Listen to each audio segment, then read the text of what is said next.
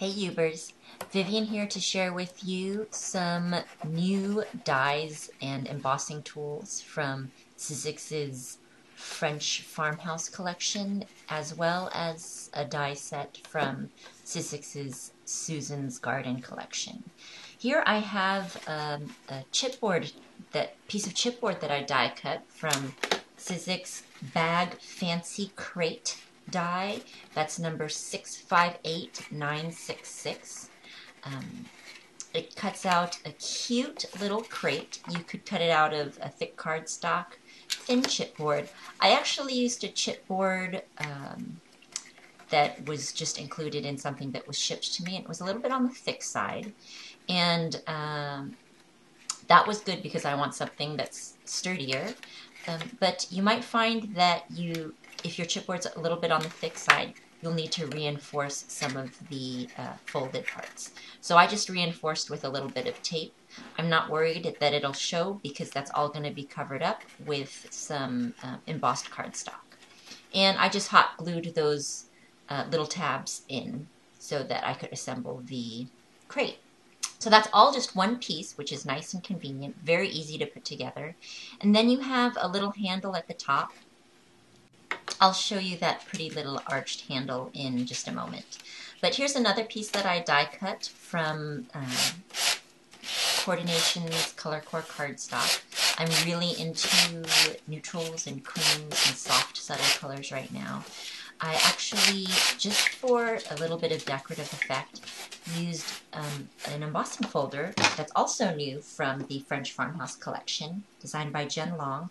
This is a 2 embossing folder set, flowers and perfume label set, and that is number 658969. I really love it. It's got some words on there in French, and it's just like a French perfume bottle, and I wanted to have a little pretty emboss on my cardstock surface. And then I just sanded off the top layer to expose some of the Colorcore, and then added in random places some distress ink to give it a worn, old look.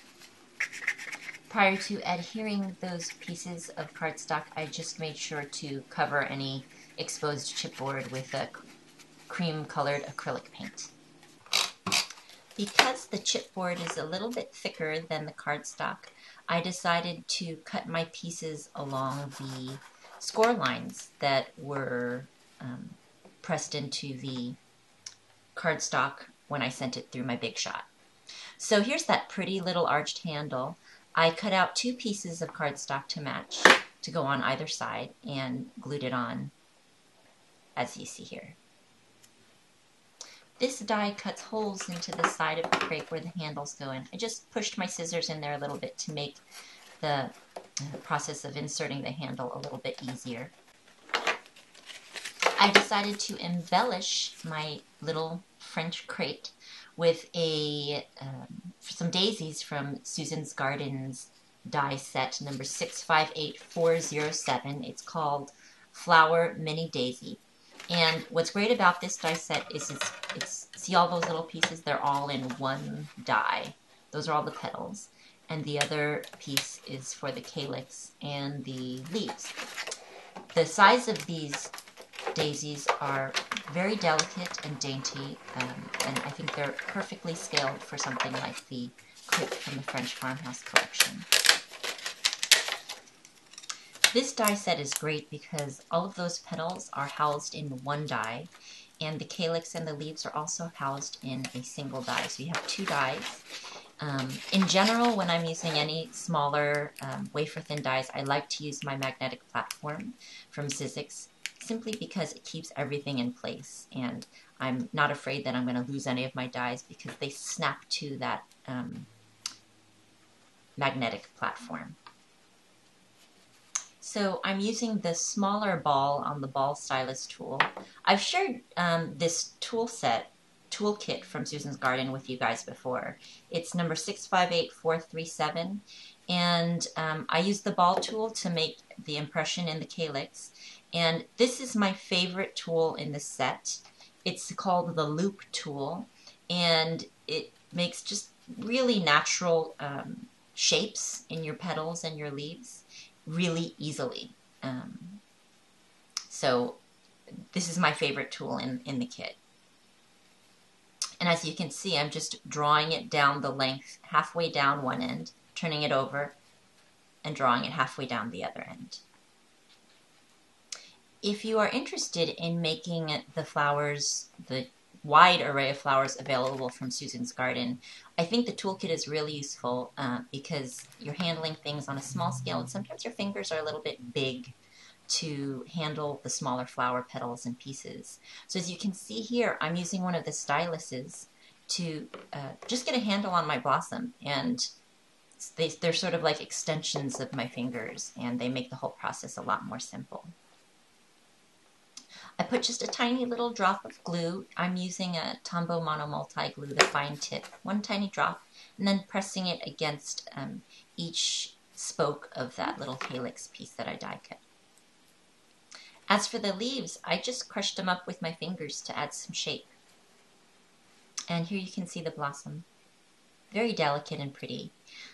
I'm going to put a dot of pearl pen in the middle, and I'm going to call those flowers done. For a little variation in texture, I just raided my button stash. I have all my buttons organized somewhat according to color. Creamy pearlescence in one little box. These little crates could be great for organizing things like buttons too.